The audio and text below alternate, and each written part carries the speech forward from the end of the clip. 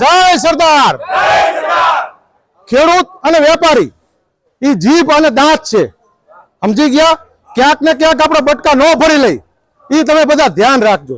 અને એક દિવસ બંધ કરવાથી આપણને કોઈ ફાયદો થવાનો નથી।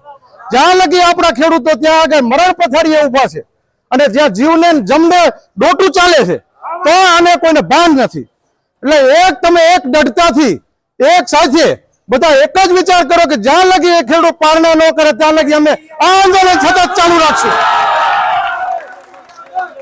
વધારે નહીં કહેતા, બધા એક સાથે કાલે જે વેપારી એસોસિએશન જેની મંજૂરી લેવી હોય એની મંજૂરી લઈ લો અને આપણે કોઈ પણ જાતનું ક્યાંય કોઈ નુકસાન કર્યા વિના આપણે સરદારજીના માર્ગે ચાલીને જેમ સરદાર સાહેબે કર્યું છે એ બધું એકલા હાથે આટલા રજવાડાઓને સાથે રાખીને કર્યું છે, એમ જ આપણે ખેડૂત અને વેપારીએ કરવાનું છે।